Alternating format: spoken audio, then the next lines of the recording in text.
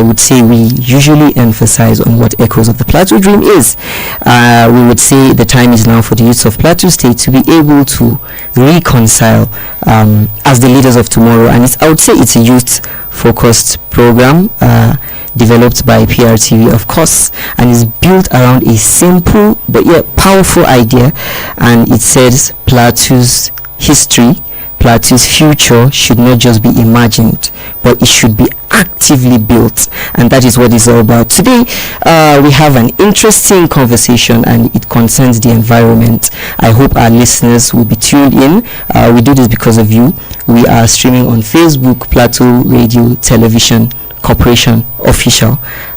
You can also go to YouTube, Plateau Radio Television, and you can tune into Radio 90.5 as well to keep on. We do this because of you. We would love your feedback.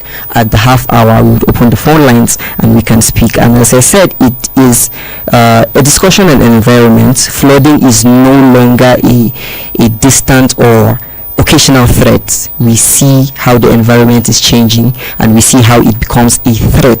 And every rainy season, communities across Nigeria, the fear of the rising waters, you would see in some states in Nigeria, they would tell you to evacuate. I think Rivers, I think Benin, some people would have to evacuate, and it's crazy that you have to leave your home because flooding is coming.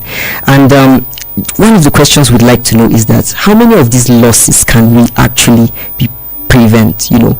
How much can we prevent these losses with timely warning, and more importantly, knowing what to do when this warning comes? Well, it's not my discussion actually. We are going to have representatives from the Nigerian Red Cross. We are going to have representatives from the National Emergency Management Agency. We also have representatives from the Ministry of Environment. We also have representatives from the State Emergency Management Agency, that is for Plateau State. And we will give you 2 minutes to listen to our sick tune, and when we come back, we will introduce their names properly, and then we're going to start the program. So please stay tuned. Welcome to the Echoes of the Plateau Dream, the voice of Plateau youth and the platform where our ambition meets opportunity. The moment has come for youth of the Plateau to stand tall, to harness our vibrant energy, unwavering resilience, and unmatched creativity in forging a legacy of hope, progress, and a future that shines brighter for all who follow. This show is more than a mere discussion. It is where we transform our ideas into action and our hope into tangible progress. This is simply where the dreams of the Plateau youth come alive.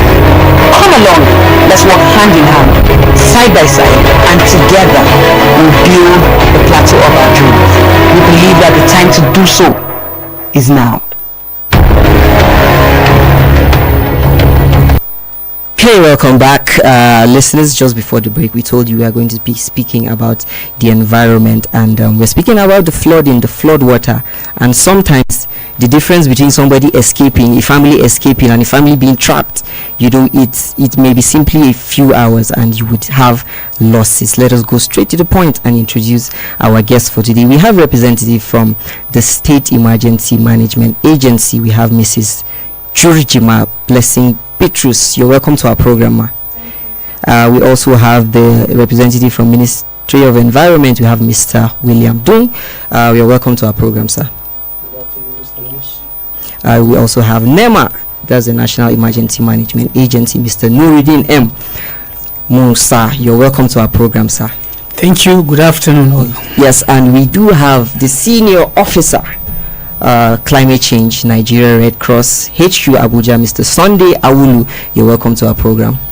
Thank you very much. Good afternoon. Yes, and we would introduce Mr. Joel, the senior officer of NSD International IFRC. Listeners, don't worry about the names that are so much, but we are going to get into conversations right away. So I believe I would start with you, Mr. Sunday Awulu. I would say every single year we have warnings. Yeah, every single year we have warnings for flood. People die, millions are lost. Are lost. And at what point do we admit that giving a warning is not just simply enough? Because it's crazy. A family, somebody builds his house, is settling with his family, and you say you have to evacuate for floods year after year. Why do we keep having these problems? Isn't there a solution? Okay, thank you very much. I think it's very, very simple. Of course, flooding is a recurrent thing. This is what we have been experiencing, years after years. There's just a little kind of shift from what it used to be to a different dimension now. We call it a new shift, like a paradigm shift from how it used to be to what it is now. Yeah. Before we just sit back and just wait for disaster to occur, then we start doing the response. You see Red Cross, and other stakeholders sharing materials, food, non-food items like that. Yes. But globally now there is a little shift, and the shift is a disaster risk reduction. You understand? Building community resilience. We don't even want to get to that point that we'll start sharing food again. So there's what we call early warning system. So in every community we have been working to identify various early warning systems now. So we even fix water gauges in some communities. Okay, that's in Plateau State. No. I'm just saying generally. Then I'll come down to Plateau. Okay. So of course in Plateau State here we have been doing a lot of sensitization. The flood has not yet come. It's not really intense now, but we have been doing a whole lot of activity to sensitize people now, telling people that you must not wait for flood to come before you leave. Quite sure I know that place is their ancestral homes. Nobody will want to live there. We don't have the resources to move every community to another place.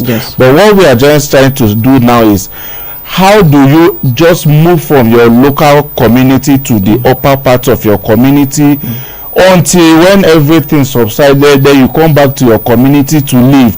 This is the kind of mainstreaming adaptation strategy we want community to adapt. By doing this, the number of property damage will be minimized. The number of death will also be reduced, if not 100%. Yes. So this is the difference, and this is what, of course, the Nigerian Red Cross in collaboration with other stakeholders are doing here. Okay, so let's switch quickly back to NEMA, Mr. NURUDEEN M. MUSA. Once again, you're welcome to our program, and I would say NEMA is playing on a bigger court, right? In as much as we have SEMA, we have NEMA, and you're looking around the whole nation. Now in Nigeria, almost 70% of Nigeria is our rural areas. It's just a small part that are urbanized. If you check it, the state capitals are organized. So when you talk about early warning or interventions, how do you reach those remote communities? I can call a few in Plateau State which are very remote. How do you actually reach them? And even for those who flood disasters have happened to and they have nowhere to go, is there a scheme that NEMA has to do with this? Yeah, thank you for this question. I think NEMA is doing quite a lot to reach out to the local communities. In fact, it is our belief that disasters are local because they happen in local communities, local environment. And in disaster management, everybody has a stake.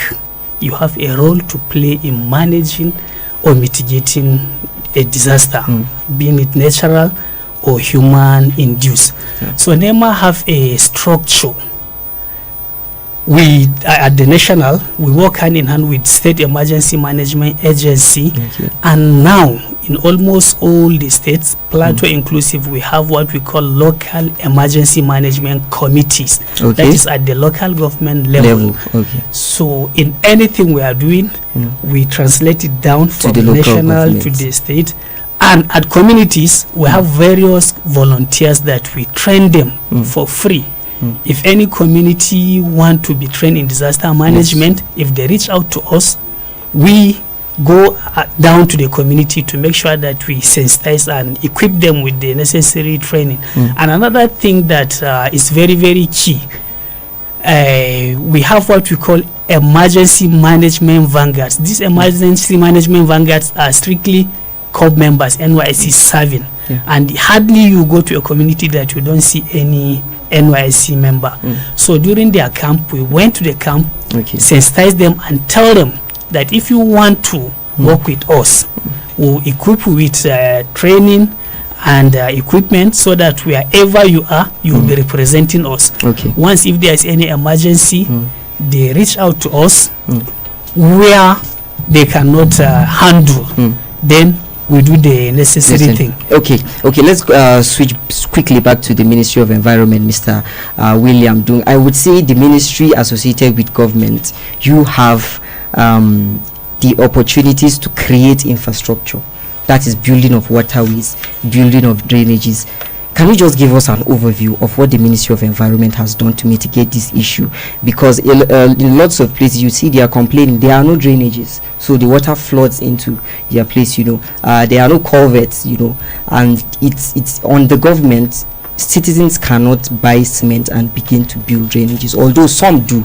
But I feel you guys have a role to play. Can you tell me what you are doing in this aspect and trying to mitigate flooding? Good afternoon, listeners. Before I comment on that, let me respond on the question the first speaker. Okay, go ahead. The question you asked, if we look at flooding, it's natural. Yes. And if flooding is natural, it's something that the sensitization is you can't avert it. You can't. Yes. Something we have to live with it. Our attitude towards the activities on the environment matters a lot. So that I think urbanization is something too we cannot. So because of the urbanization, the city center is choked up, and definitely there are a lot of activities, human activities, that the people outside there have to be mindful of, not to block their waterways. Thank you. On the issue of the way infrastructures, we want to say it's categorically clear. We appreciate the present government of Plateau State. If we look at the infrastructures that have been put on ground in terms of flood management, we cannot overemphasize. The House of Assembly Polo Club, House of Assembly drainage is one of them. The Climate Assembly policy that was just launched recently. Okay, just quickly tell us about that policy. The policy is to guide the community, the citizens, on ways. This afforestation is one of the menace that's causing climate change. So we have to promote plantation, plantation of plant of trees in our communities, our homes, and even our places of work. We have to promote plantation of trees, because that's one of the major ways that we can combat this climate change. Okay, thank you very much. And let's go to our other speaker. This is a speaker from SEMA, that's the State Emergency Management Agency. We have Mrs. JURJIMA Blessing BITRUS. I hope I got the name right. Yes. Okay, so back to SEMA. We spoke to the communities that NEMA. NEMA works on a national level, and in recent times, day before yesterday, we've been seeing floodings in many places. So I would want to ask you two questions. These floodings that have happened over the past few days, yesterday we have some in Bukuru, we have some at Old Airport, we have some at Miango Junction. The water just comes to the road. Rayfield as well, there are lots of flooding. So I would believe that this SEMA, being closer to the people, would begin to work towards that. So we would love to know what you are doing to avoid this flood, and we would love you to tell us what is your biggest weakness, or what's the hindrance in averting flood. What makes dealing with the issue much harder than it should be? Okay, thank you for the question, and good afternoon, listeners. To SEMA as an agency, the recent flooding that has been occurring, we know in some areas there are issues of blockage of the drainages. Yes, the waterways have been blocked, more in particular. Where we see them. Yes, after cleaning the environment, they dumped the waste in some of the drainages. Yes, and so that causes a lot of blockage. Yes, I would believe for the water passage. And we know that water must pass. Indeed, it must find a way to pass. It must find a way. It must always find a way to pass. So once those drainages are blocked, there will be no way for the water to pass. Yeah. And then what SEMA is doing right now is sensitization. We are sensitizing the communities concerning this. I think since last year, we print out some flyers. We've been on the street advertising for this kind of situations that is happening, most especially in the urban areas, just especially the Jos North and Jos South metropolis. So we are sensitizing the communities against this kind of blockage, water blockage on the street. So we can say that's even one of your biggest hindrance when you're walking. Yes. So the hindrance is the people are not listening actually to us. If you go to some communities, they will tell you, wow, we are born and grown up here. Where did you want us to go and live? So they will remain adamant until it happens. Then they will start raw. So those are the issues. We say the citizens really need to be sensitized, but it's good that you're here at least to sensitize the people. Okay, let's go back to the Nigerian Red Cross. Our senior officer, Mr. Sunday, from the Climate Change Nigerian Red Cross NHQ. We just spoke about the citizens. Are we putting too much pressure on these citizens? Sometimes people feel like the government just wants to push the blame when floodings happen, when Nigerian Red Cross issues warning and the flooding happens, and then they say it is the people that are blocking drainages. Are we really putting too much pressure on the people? Okay, thank you very much. I don't think, of course, anybody is putting too much pressure on the citizen, but there are just little responsibilities that as a citizen you must adhere to. You understand? That is why the sensitization that we are doing is to remind you of, your own responsibility as a community, member. Now, okay, we went to one community. I don't want to mention the name of community. We went to this community. In fact, we saw heavy cloud. It was about to rain, and that was when a lady came out with their trash and pour the water. So that water I now called her and say, hey, why are you doing this? That she want water to wash it away. I said, do you know that your action here affects somebody somewhere? Where do you think this water will take all these things to? So this kind of small thing, by the time government does its own part, you do your own part. Before you know, everything will be done. Government will not come down to your community to come and help you play your drainage, or you understand. So just play your part. What we are saying is government should play their part. You as an individual play your part. By the time this complementary effort are being done, before you know, there will be no issue. Okay, I would just like you to tell us how your Red Cross operates for the listeners out there here in the Nigerian Red Cross International from the HU Abuja. Just in 2 minutes, can you just tell us how you operate? Okay, yes, we have. Okay, Red Cross is the largest humanitarian organization, not only in Nigeria but in the world. Yes, and in Nigeria we have over 80,000 volunteers across all the local governments. Yes, that is why when there is emergency, you always ask yourself, where is Red Cross is always there. Sometimes apart. But Red Cross is there to complement the effort of the government. That is all the agencies here, NEMA, SEMA, environment,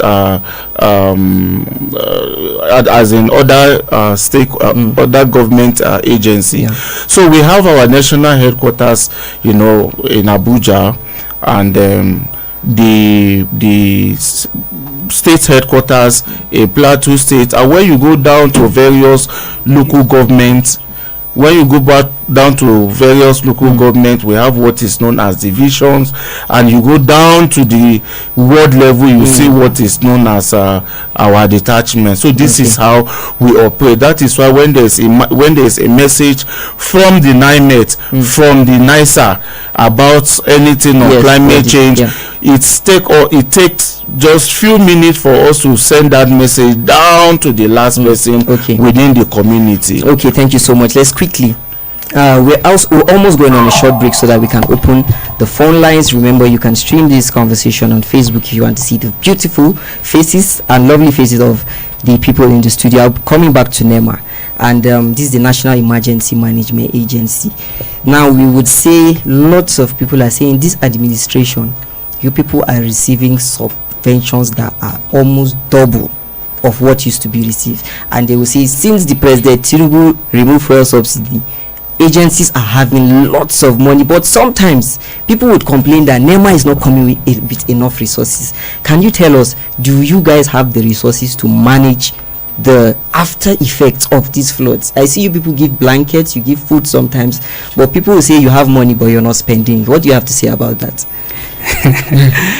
Very funny indeed. Indeed. Well, NEMA has funding, but to be very sincere and candid, we don't have enough. Nigeria is a very big country, but to larger extent, our responsibility, primary mandate, is to coordinate all disaster management activities, which include relief distribution. So in essence, what I'm trying to establish here, our function is not only in relief.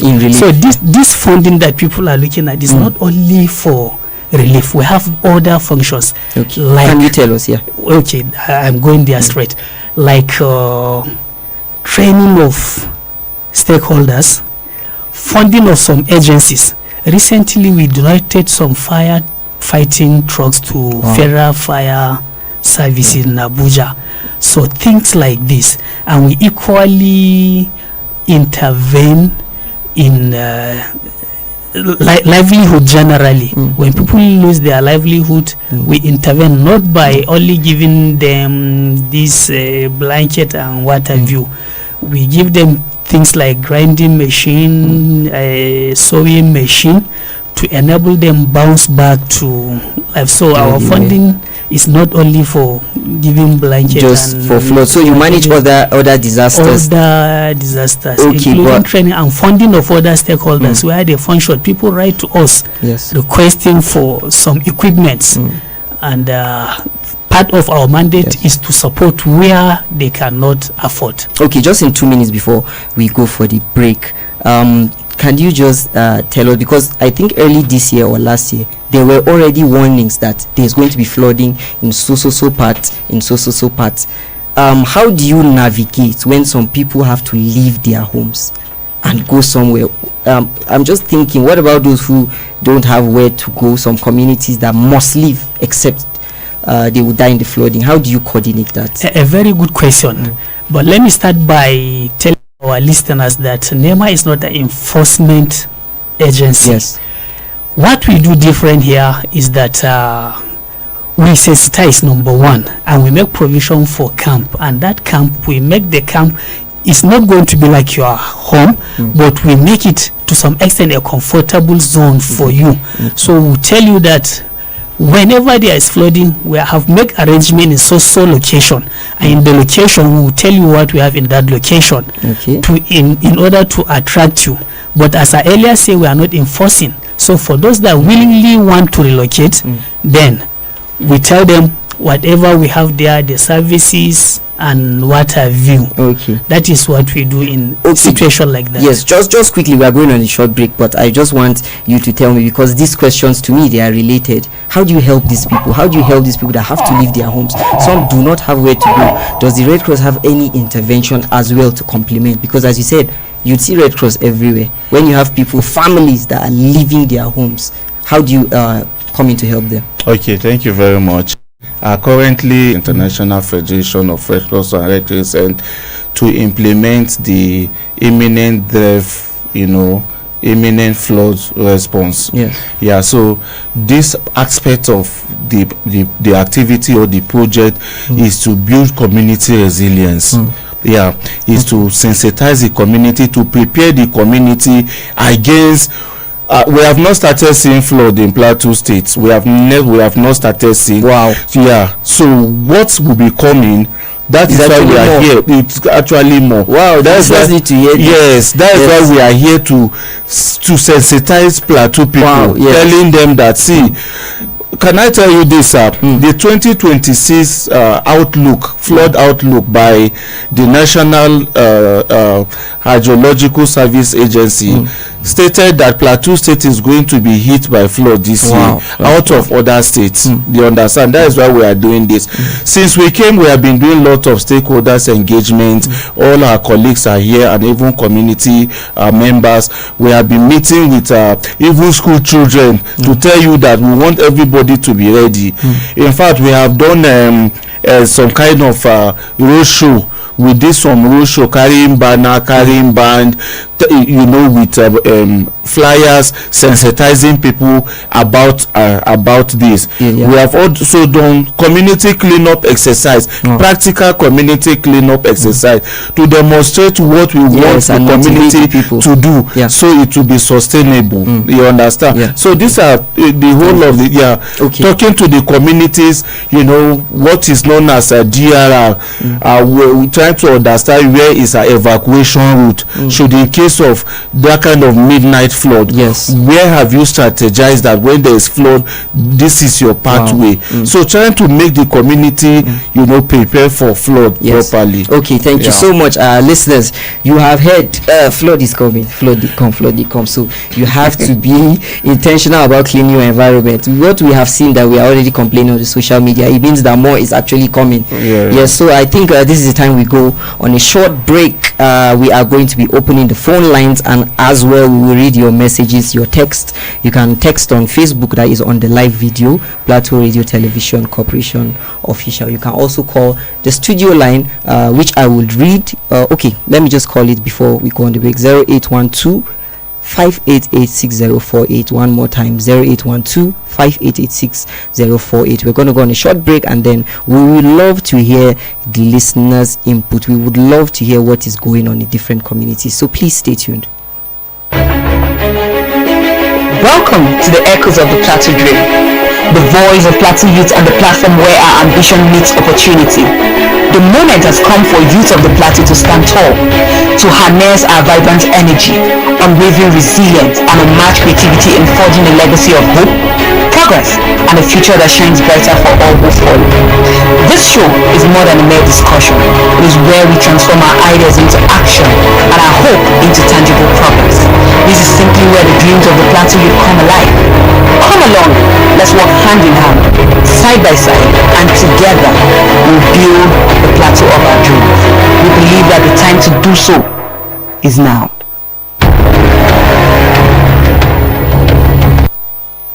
Back, listeners, just in case, this is the Echoes of the Plateau Dream, as well as your host Jerry Alkali, and we are discussing the flooding issue in Plateau State and as in the nation as well. We have the Red Cross, we have National Emergency Management Agency, we have the Ministry of Environment, and we have the State Emergency Management Agency. So it's a full conversation.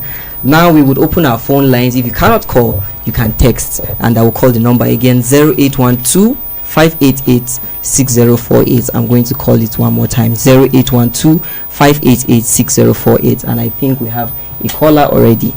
Hello, good afternoon. How are you? Hello, good afternoon. Good afternoon, how are you? I'm doing good, sir. Please, what's your name and where are you calling from? I'm Peace Ambassador Caleb Lamerle. Okay. Yes, you're not calling from Boys Secondary School today? Pardon? I said you're not calling from Boys Secondary School today? Yes, I have my wife in the hospital, so that's why I'm calling from Boys. That's so sad. We wish her quick recovery. But please go on with your contribution. In the hospital. Okay, please go on with your contribution. Yeah. This issue that you people are discussing is very important. It lies on the three angles. The top angle, the government will play a role. The other angle is you, the speaker there, to play your role. The other angle is that's me. I will play my role. If we are able to perform these three angle activities, the society will be safe. These waterways, we need to educate our younger ones on waterways education and drainage education. I could remember my father, when we go to the farm, there is what we call RM. That's the drainage way. You discover that every farm you will have to open ways for water to pass through. So you discover that present generation we have a problem of waterways and drainage. So this education should be passed to catch them young, so either to know the role of the waterways and the drainage role. And this dumping of things it blocks the waterways. You discover that the water will go in and carry all these dumping materials and take them to the river or the sea. So the aquatic organism will be affected. You discover that it also blocks the way and also affect the aquatic organisms that are living inside the water. Yes, so it needs to create activities of the house. Okay. So it is called that during dry season, these dumping materials, the wind will carry them to the market, and some of them will be dropping on frying pan, and some of them even inside the food. So it is called that these dumping materials need to be carried out to the proper place. So we need dumping education. Okay. So that the places should be clear. Okay, thank you so much. People don't have interest of planting trees that will prevent this wind and other activities that will cause havoc to the houses and also to the land that are exposed to the erosion. So people should have interest of planting trees. As a teacher, I keep on giving assignment to my students to go and raise trees around their houses and also keep their gutters clean. So when we practice that, these three angles, the society, the environment belong to all of us, not only to the government. Okay. All of us. I'd like to ask a question. Have you done so in your area? Yes. Okay. Before we close, I move with my students from one school to another school, educating other schools about the danger of blocking gutters. Okay. Okay. Thank you so much. We do appreciate that. Thank you very much. Okay, listeners, that's the contribution. We really want to hear from different areas, you know, what is going on in the area. So let's have another caller. Hello, good afternoon. Good morning. Oh, good afternoon. Please, what's your name and where are you calling from? Yeah, good afternoon. Pastor Eric from Refuge here. Okay, please go ahead, sir. Yeah, greet all of you in purity there. Thank you so much. Yeah, just like your last caller said, this morning I was moving around with some JNDB that was invited around my place and brought up here. The reality is that when government give contract and they have give contract to make roads, they should seriously include and monitor the digging of gutters. Monitor it properly so that those who do the contracts of road will not leave the road halfway. That is the experience we are having at Guratop area. So you're saying there isn't enough supervision in Guratop? Yes, there's no in fact, if you just pass through Guratop from the golf club to the major road that lead to Banana Junction, Fish Farm Junction, up to TCNN Junction. You can't get road gutters properly made. Then Fish Farm area to Kwang and Co. Those roads need serious gutter. Wow. And if you see the way the flood is now, every house, see, urbanization is something to give attention to. As you have people increase in number, the plan of road gutters should be included in the project. And when the project happens, that the road, the gutters are not there. If one does this, then if you go to places like the Refuge, the Atiku and Co., see what water is doing those places. Come to Refuge Resort Road. So, and cleaning of it, I don't know who they give this a contract of cleaning the gutters. Wow. Until they fill up, nobody will give attention to it in the raining season. Okay. So those things are the serious complaint we have in this particular environment. Okay. Then the streets that enter the houses, the communities. When you channel the gutter, where did it go? You channel it into the communities, and those communities are developing too. You don't have proper gutters, you don't have proper roads. We need to give attention anytime when government come to complain to us, and we tell them our problem from the inside the Guratop community to Shehe to government house. All of those places. Okay, we do have a proper road. Thank you so much. We don't have even the ditch that they dig mining that we could channel water into it, and where they enter, the government need to look at those things and help the citizens. Yes, thank you very much. Thank you so much. Thank you so much for that contribution. I'm glad that we have the full squad here. And he was asking whose responsibility is it to clean the drainages. I know it must be one of people's responsibility. So let's hear from another caller. Hello, good afternoon. Good afternoon. How are you doing? I'm doing good, sir. Please, what's your name and where are you calling from? Calling you from Pushit.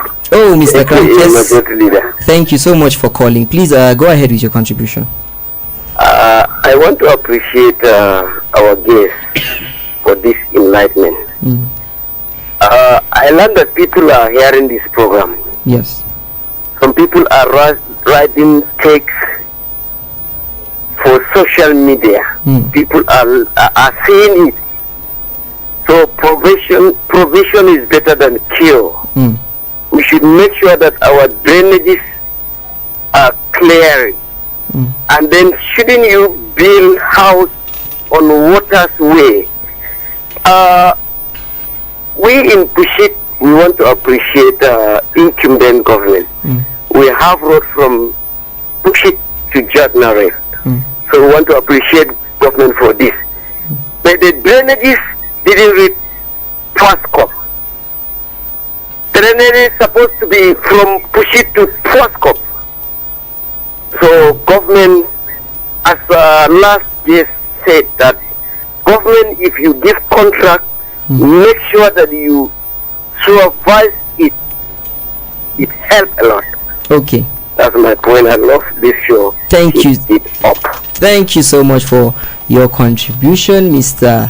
Krankes. I think very soon we would give the opportunity for our guests in the studio, but I think we'll just have a few minutes to take one or two calls. Hello, good afternoon. Hello, good afternoon. Please, what's your name and where are you calling from? Yes, please. My name is Choji Timothy. Okay. Where are you calling from? Yes, I am calling from Rahul Kak in Bukuru. Okay, wonderful. Please go ahead. Yes, please.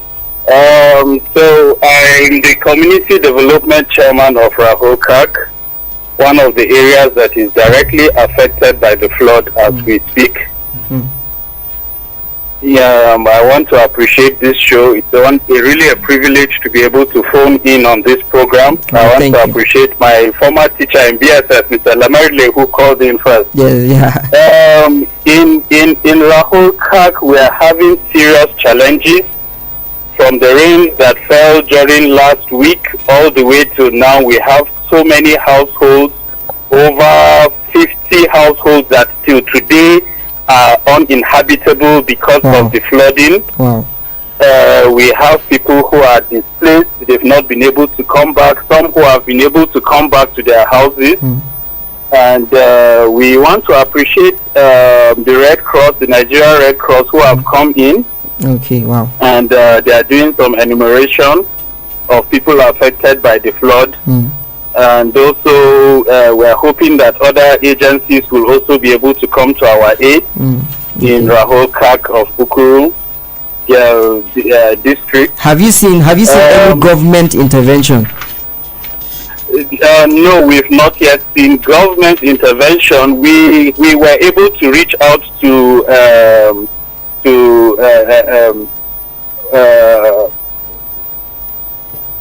the ministry or SEMA or PEPSA. Hello.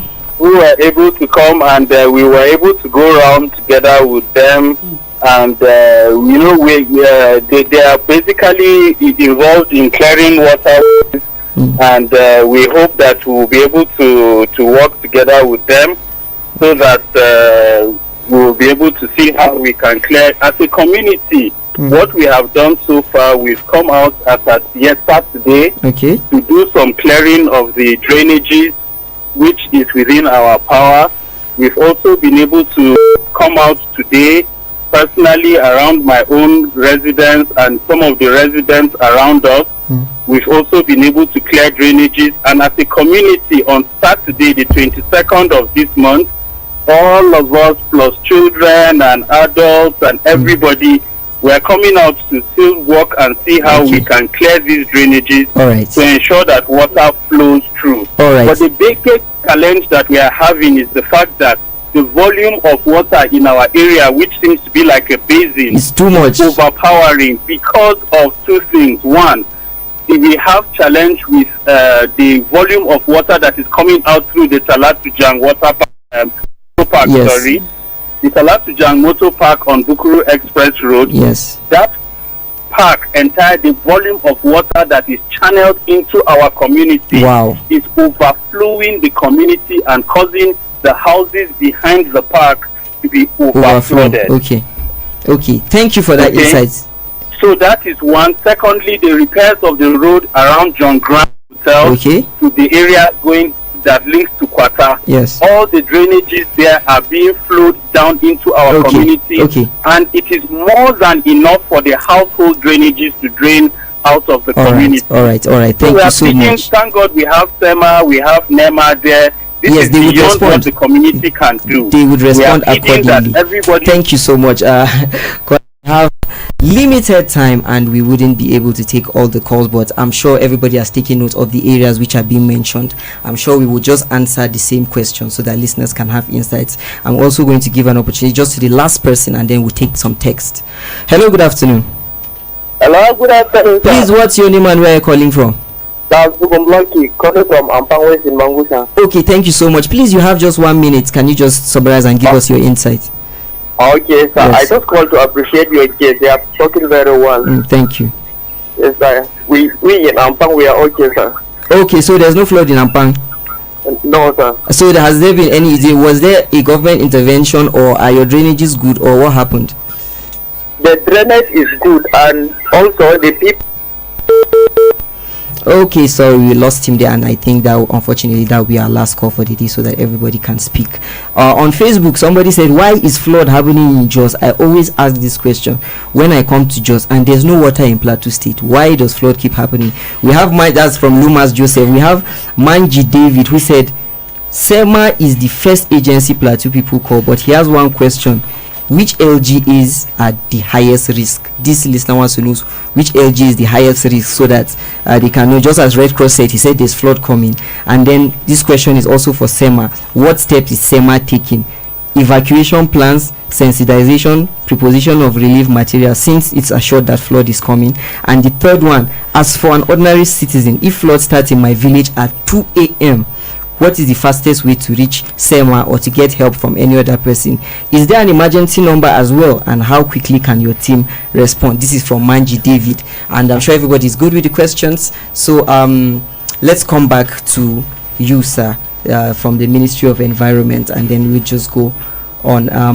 From these questions that have been asked, I would say you would probably pick the ones that hit the ministry well, especially infrastructure and drainage. So from the questions, please, can you educate our listeners? Thank you, our listeners. First, I want to appreciate those that have, our callers that have contributed to this discussion that is key to our community, to our states. On the issue of feeling government presence in our communities in terms of clearing drainages and other government activities, government are really trying. I want to appreciate the present commissioner of the ministry.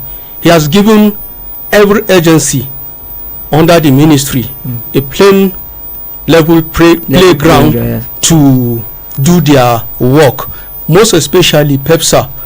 If we look at some days back, they were involved in drainage, dredging and desilting.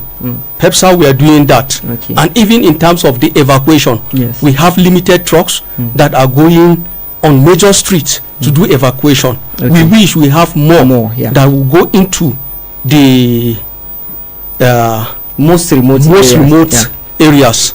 So on that, we will plead with the people outside there to bear with government. And on the issue of flooding around Talatujang park. Yeah, let's just go over that quickly. We will ask the community to write a formal complaint and bring it to the Ministry of Environment. The commissioner, I believe, will give you the listening ear. Okay, so I'm glad you have that. Listeners, let us re-emphasize the flooding in Talatujang Motor Park, the houses behind. You can write an official letter. I'm sure the commissioner is accessible. Yes. Okay, let's go over to SEMA. This last, the person that last text, he was emphasizing on SEMA, and I think it's also an issue that we would like to hear from Red Cross. If flooding starts 2 a.m., where do we go? How do we go? What are your plans for this flooding that is coming? Okay, thank you, our listeners. The emergency number to call when we are going out, as I said earlier, yes, we always go out for this sensitization, and we have flyers. We have been working with NCC, that is Nigerian Center for Disease Control. No. Okay, not that. Nigerian Communication. Okay. Yes. Okay. We have been working together, and the emergency number is 122. Okay. At any time. 122. 112. Sorry. 112. It's 112. Okay, so that is actually the ambulance management agency's number, if I'm correct. We always work in collaboration. Okay. Yes. Okay. We always work in collaboration. That is the emergency number that anybody can call and at any time. At any time. 2 a.m. Yes, at any time. Okay. And it's a free call. Okay, so do you people have plans for relief? Does the government have plans for relief already? As we speak, Red Cross has said the flood is coming. It is coming. I'm sure you're quite aware. So the relief is are you people doing something for relief, or are you having challenges in having resources? We are working on it. Okay. Because we have received the alert quite but that is why we are on the sensitization. Okay. Because we always know that the response is always higher than the hand. Yes. So we are trying to mitigate it so that government can be able to cope. Okay, thank you so much. Let's come back to the Red Cross. Please give us so much insight. You are the one that actually shook the table. You said we have not seen anything. We are going to see the worst. So I'm just going to ask you, what can the people do when this flooding happens? What are you going to carry? Where are you going to hide if the flood is coming? Somebody said if it happens at 2 a.m., what's going to happen? And then this imminent flood disaster, just give us a holistic idea, educate the people on what to do. There are some that might not listen to this program, though many are listening, but a lot might not be listening. Just in case, for what happens when flooding comes, where do you go? What do you pick? Where do you hide? What is the emergency standard protocol for you to go? Thank you very much. Before I respond to this, let me quickly go to some questions. That question about the last the person that sent that text message. He talked about flooding in Plateau State, and there is no river. He said why? How? Yes. So there's what is called urban flooding. Yes, that's what is called urban flooding. The collection of if there is no water in Plateau State, you should know that there are other drainages that move from another location that pass through Plateau. You understand? And again, the drainage system in Plateau State, is one of issue we are discussing now. There is no river in Plateau State, yet the little water that's supposed to pass freely, we have blocked all those waterways, so there will be no place for water to pass. That is why we keep experiencing, what is known as urban flooding. Okay. Yeah. So for standard protocol. Now, like I said, we are not investing more into relief now. Like I said, the paradigm is DRR, disaster risk reduction, preparedness. You understand? So what we do is to prepare the community, just like what we are doing now. Community people, this information is not coming from the Red Cross, but from NIMET and from NISA. There is a kind of alert that so states will be affected, in 2026. So that is why we are here now, to begin to sensitize people, to begin to prepare people. And what are we doing in this? we are telling people to every day we keep recording loss of life, properties damage, and so many other things. Yes. So what we are doing now is aggressive sensitization. Okay. Building community resilience to reduce the effect of disasters. Okay. By what? We are telling the community. Yes, message to the people. That yes, at your various communities, first of all, do your part. Clear your drainages. Clear your communities. Make sure that all of these areas are safe from your own part. Should, in case of anything, your documents, like me, I have a whole pack that all my documents and valuables are inside. When there is emergency and I just pick that bag, I am good. Only that bag, I am good. Not when there is emergency, you start looking for this, look for this. No, by now you'll have gathered your things. And if you understand that your area is prone to flooding, always elevate all valuables. Your electronics, your document, just make sure that you elevate them in your room. Then by the time water start coming, before you get to that level, you will have gotten a place. And when there is emergency, especially at night, the activity or the sensitization I said earlier that we are currently doing, we try to identify evacuation route. Okay. If there is emergency, where are you going? Where are you supposed to pass? You understand? This is very good for the community people to also know. Okay. Then of course, when there is emergency, the stronger people should support the weaker people. In the community, we have lots of people with disabilities. People with disability, that is a blind, those people that cannot walk, pregnant women, aged. We always tell community member, the able men, that when there is emergency, please don't forget these categories of people. Okay. Let's just end. The time is fast spent. We're gonna have the last speaker, and that is the representative from NEMA. There were lots of questions. I would believe some you would like to answer, and then if you have a final call to the people of Plateau State, educating them on what to do. Okay, thank you very much.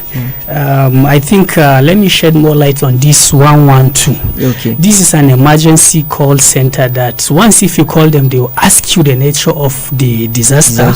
Then they will now channel it to the proper agency that need to respond. So an intermediary. Yes. So it's not particularly for the ambulance system. I understand. So any emergency, if you call them, they will ask you location. They have the question that they will ask you, and they will now direct to the proper authorities. Okay. And the issue of this, I don't know whether I will mention it. I capture it very correct. Rahul Kak.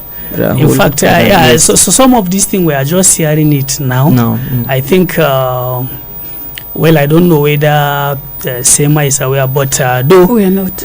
Okay, it's the first time for us. We are for the first time, and the community should be aware of these local emergency management committees. Okay, I think this community is from Jos South, so they should reach out to Jos South local government. The deputy chairman of that local government is heading the local emergency management that's some good information committee. So they can go to deputy chairman. Yes. And if it is beyond what he can handle, he knows what to do exactly. We have channel of communication. And let me help my colleague from SEMA. The issue of relief materials. I think NEMA is well and strategically position in terms of any emergency. I think how is your relationship with the Plateau State government? Just 30 seconds. In fact, very perfect. Okay, we work hand in hand from the 001 to the last person. Okay, so the support. Yes. Okay, on that note, we will come to a close. We just want to thank each and every one of you. We are so excited having all these people who will speak to these issues, and most importantly, flood is coming in Plateau State. And even if let's say you would pray and the flood do not come as plenty as it is, you still need to do your part and clear those drainages. We want to give our end credit to our executive producers. We have Kachalo Ritapam as supervising producer, Hudungyang, and the producer Helen Ajiji. We have the studio crew, Vina Adams, Lawrence Danat, who is the studio manager, Vina Adams, of course, the DCA, and we have Binkat Kargwak, who is the engineer on duty. From the ICT, we have Simon Selbo. We also have Simi Bashir. We have lots of IT students from Plateau State University, because we can't call all your names, but we really appreciate you. About the in-house, we also have Jirit Moa, who is here handling communications in the studio. We also have a representative from Red Cross as well. Unfortunately, we can't call his name, but we want to bring this program to a close. We thank you so much. We hope that you join us next week, same time, Monday, 12:30 to 1:30. God bless you, and stay tuned for the news. Welcome.